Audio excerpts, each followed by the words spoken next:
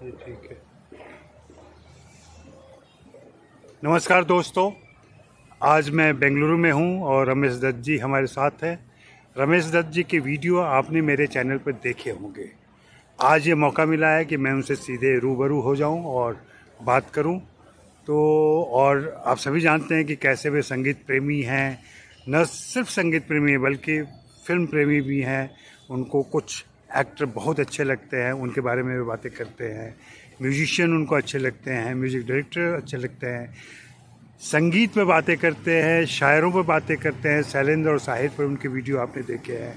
तो आज हम मुख्य रूप से 50s और 60s यानी कि छठे और सातवें दशक के म्यूज़िक पर बातें करेंगे, हिंदी फिल्मों के म्यूज़िक पर। तो रमेश जी, आपका स्वागत है सिनेमा हॉल धन्यवाद। में। नमस्कार अजय जी, नमस्कार। और 50s और 60s के संगीत की बात आप कह रहे हैं। मैं तो यही कहता हूँ कि ज़िंदगी कोलंबस है। कोलंबस मैं इसलिए कहता हूँ कि आप खोजने निकलते हैं, हिंदुस्तान मिल जाती है आपको, अमेरिका। मैं दरअसल बचपन से संगीत का दीवाना था और मेरा ख्याल है 8-9 वर्ष की उम्र से मैं शंकर जयकिशन के गाने गाया करता था। आवारा हूँ, मेरा जूता है जापानी, सब कुछ सीखा ऐसे से। और धीरे धीरे ये जुनून बढ़ता चला गया और फिर वो जो त्रिदेव उस ज़माने में छाए हुए थे, हम उनकी फिल्म्स का इंतज़ार करते थे। घर की तरफ से तो हमें ये छूट होती थी कि हाँ फिल्म देखो, लेकिन जन्म जन्म के फेरे, चक्करधारी और सती अनुसुईया, मतलब जितनी रिलीजियस फिल्म है वही देख सकते हो। खबरदार इधर उधर से कोई फिल्म देखी। पानी अपना रास्ता बना लेता है। हम स्कूल से भाग के 13-14 साल की उम्र में चले जाते थे क्योंकि काला बाजार लगी है देव साहब की, और दिलीप साहब की फिल्म मधुमती लगी है, और राज कपूर की तो न जाने कितनी फिल्म। तो मेरा बड़ा शौक बचपन से इन चीज़ों में था और संगीत के लिए मेरी दिलचस्पी होती गई। ये महज इत्तेफाक है कि 22 बरस की उम्र में मैं कॉलेज में लेक्चरर हो गया, पढ़ाने लग गया और 40 साल मैंने वहीं बिता दिए। संगीत से मेरा लगाव कभी कम नहीं हुआ। ये अलग बात है कि पढ़ाई लिखाई की दुनिया अलग थी। आज मैं जब 50s और 60s के संगीत को सुनता हूँ, जो गाने में सुनता रहता हूँ, और आज इत्तेफाक ये है कि अजय जी तशरीफ़ लाए हैं बेंगलोर में। आज का दिन बड़ा अहम है। आज जयकिशन जी की पुण्यतिथि है, 12 सितंबर, और वो था 1971, ये है 2024। तो मैं ये सोचता हूँ कि ये कुदरत का करिश्मा है। जो संगीत शंकर जयकिशन ने बनाया वो तो हमारे दिल में बचपन से ही बस गया और उसको हम सुनते रहते हैं। और मैं ये समझता हूँ कि आफ्टर ऑल उस संगीत में क्या था। पहली बात तो ये कि शंकर जयकिशन का नाम बहुत अहम है, लेकिन हम भूलें ना कि दत्ता राम जी और सेबेस्टियन साहब भी उनके असिस्टेंट के रूप में जो काम कर रहे थे वो कमाल थे। गुडी साहब जो है वो आपके वहाँ पर पियानो अकॉर्डिंग बजा रहे हैं, हज़ारा सिंह गिटार बजा रहे हैं, वहाँ राम सिंह भी हैं, वहाँ किशोर देसाई भी, ये उनके म्यूजिशियंस थे। और जो उभर के सामने आता था, ये रात भीगी भीगी ये मस्त फिजाएं, उठा धीरे धीरे वो चांद प्यारा प्यारा। अब जो कुदरत करिश्मे करती है, एक टोली बन गई। राज कपूर, नरगिस, शंकर जयकिशन, हसरत, शैलेंद्र जी, मुकेश साहब और लता, जो गीत इन लोगों ने बनाए वो बेहतरीन गीत। और ख़ास तौर से जब मैं शंकर जयकिशन का जिक्र करता हूँ कि आज के दिन विशेष तौर पर दुख हुआ, 41 की उम्र में, 41 वर्ष की उम्र में जयकिशन जी दुनिया से रुखसत हो गए। शंकर जी ने उसके बाद भी अपना सिलसिला जारी रखा, नाम वही रहा। 187 के करीब इन्होंने फिल्म की, 187, जिसमें 125 फिल्म तो उन्होंने इकट्ठे की। उसके बाद बाकी जो यात्रा है वो अकेले करनी पड़ी शंकर जी को। लेकिन आप भी इस बात को जानते हैं, जब तक दोनों मिलके काम कर रहे थे तो जो गीत संभल के, जो संवर के सामने आते थे। अब ऐसा नहीं है कि शंकर जयकिशन ही 50s और 60s में छाए हुए हैं। बर्मन दादा ने भी देखते देखते अपनी जगह बना ली, और बर्मन दादा रफ़ी साहब से और किशोर दास से जो गाने उस ज़माने में गवा रहे थे वो भी हमें आज तक याद हैं। बर्मन दादा को इन दोनों कलाकारों में इतना यकीन था कि उन्होंने मुकेश साहब को गीत बहुत कम दिए, लेकिन जब बैकग्राउंड में एक गाना लाने की बात आई तो उन्होंने मुकेश साहब से कहा, भाई ये गीत तो मुकेश साहब आपके लिए है। और चल रही सजनी अब क्या सोचे, कजराना बह जाए रोते रोते। देखिए, मुकेश साहब की आवाज़ जो है वो इतनी धीर गंभीर है कि ऐसे गाने तो उन पे बिल्कुल एकदम सही बैठते थे। मेरी खुशनसीबी है कि 1973 में शिमला में 2 रातें मैंने मुकेश साहब को रूबरू सुना महफिल, उनसे बात की और जो पसंद के गीत थे वो उनसे रिक्वेस्ट करके सुने गए। अब यही दौर जो है जिसमें एस डी बर्मन अपना, आप अजय जी मेरा ख्याल है कि शंकर जयकिशन और मदन मोहन जी के लिए भी हम कुछ जिक्र कर सकते हैं, क्योंकि हम अभी बात कर रहे थे सचिन देव बर्मन साहब, मदन मोहन जी। भाई मदन मोहन जी का संगीत तो एकदम अलग है, और इसलिए भी मैं कह रहा हूँ कि ये बरस जो है 2024 ये उनकी सेंटिनरी है, यानी 25 जून को मदन मोहन जी 100 बरस के हो गए। आप कहेंगे हो गए, जी हाँ, कलाकार दुनिया से उसका शरीर जाता है, उसकी कला तो यहीं रहती है। आज भी हम कैसे भूल सकते हैं वो भूली दास्तां लो फिर याद आ गई। लता जी के लिए जो धुनें वो बनाते थे, वो धुनें अपने ढंग की अनूठी और अनोखी होती। अब यही 60s का समय है, और 60s के समय में हम ये महसूस करते हैं कि कुछ ऐसे कलाकार जिन्हें निकल कर के सामने आना ही था, उनमें हमें लक्ष्मीकांत प्यारेलाल दिखाई देते। लक्ष्मीकांत प्यारेलाल कल्याण जी आनंद जी साहब के असिस्टेंट थे, लेकिन जानते थे अच्छी तरह से कि कल्याण जी आनंद जी कि लक्ष्मीकांत प्यारेलाल के पर एक परवाज़ लेंगे, वो परवाज़ फिर कभी रुकेगी नहीं, और पहली ही फिल्म पारसमणि में उन्होंने जता दी। मैं 60s का जिक्र करूं तो 60s में, बल्कि मैं बताता चलूं आपको कि पहला गाना जो है वो पारसमणि का नहीं, वो फिल्म के लिए जो रिकॉर्ड किया गया, वो प्रोड्यूसर थोड़ा फाइनेंशियली टाइट थे, और लक्ष्मीकांत प्यारे से कहे रफ़ी साहब से गवा दो। रफ़ी साहब ने वो गाना गा दिया। पहला गीत जो उनका रिकॉर्ड हुआ था वो था तेरे प्यार ने मुझे गम दिया, तेरे गम की उम्र दराज हो। इसके लिए जो मेहनताना रफ़ी साहब को मिला था, वो उन्होंने लक्ष्मीकांत प्यारेलाल को दे दिया। मेरा ख्याल है कि अभी तक भी प्यारेलाल जी के ख़जाने में वो पैसे रखे हुए। ये दौर बड़ा कमाल का दौर इसलिए था कि सिनेमा एक अलग लेवल से बनता था। सबसे पहले स्टोरी लाइन तो होती थी। आज का सिनेमा जो है वो सबसे पहले उसमें मिसिंग क्या है कि फिल्म बनने से पहले 200, 400, 600 करोड़ की बातें शुरू होने लग जाती हैं, और फिर फिल्म क्या बनेगी आप जानते हैं। खैर मैं इन चीज़ों पे तज़किरा ना करके मैं अपने आप को उस संगीत के ऊपर ही रखता हूँ ले जा करके। अब आप बताइए, रोशन जी, जयदेव साहब और ख़याम साहब वो संगीतकार हैं। अब कोई भूल सकता है 1959-60 के ज़माने में राज कपूर एक्टिंग कर रहे हैं, और उसमें साहिर साहब के गीत हैं और ख़याम साहब का संगीत है। चीनो अरब हमारा, हिंदुस्तान हमारा, रहने को घर नहीं है, सारा जहां हमारा। मेरा ख्याल ये है कि ख़याम साहब ने मुकेश साहब से जिस अंदाज़ में ये गीत गवाए हैं, एक बार तो शंकर जयकिशन को भी सोचना पड़ेगा कि भाई हमारी धुनें ही नहीं है। अगर काबिलियत है संगीतकार में तो फिर ये धुनें उपज के सामने आती हैं, और इत्तफाक है कि वही ख़याम साहब फिर आगे चलकर मुकेश साहब की ज़िंदगी में रौनक लेकर आते हैं। कभी कभी मेरे दिल में ख़याल आता है। तो मैं तो अपनी बातें कहते हैं, भाई प्रोफेसर हूँ, अब रिटायर्ड हूँ, 11 साल से 40 साल पढ़ाता रहा। तो अजय जी कुछ आप इस बारे में बताइए कि मैं आपको कुछ और बताऊं या आप कुछ पूछना चाहें। नहीं, मैं यही जानना चाहता हूं कि ये क्या वजह रही होगी कि इतने सारे संगीतकार आए, उन्होंने इतनी अच्छी धुनें दी जो आज भी हमारे कानों में बजते हैं। ये क्या सिलसिला था जो कहीं टूट गया या छूट गया, क्या कहेंगे इसको? उसमें दरअसल क्या है कि ये सिनेमा एक कंपोजिट कल्चर है। उसमें अगर स्टोरी लाइन है, उसके बाद में डायरेक्टर, वैसे डायरेक्टर का मीडियम है, सब लोग जानते हैं, हर एक्टर चाहता है कि वो डायरेक्शन दे, तो उसमें मिसिंग है स्टोरी लाइन। अगर, और देखिए 1973 को मैं हिंदी सिनेमा का टर्निंग पॉइंट इसलिए बनाता हूँ कि उसके बाद मैंने फिल्में देखनी बहुत कम कर दी। वो जो अमिताभ बच्चन ने कुर्सी पर लात मार कर बैठो तब जब कहा जाए ये तुम्हारे बाप का घर नहीं है, पुलिस स्टेशन, अरे वो जो age of romance Rajesh Khanna के ज़रिए चल रही थी, जिसमें संगीत भी होता था, जिसमें गीत भी होते थे, जिसमें कलाकारी भी होती थी। अब एज ऑफ वायलेंस शुरू हुई।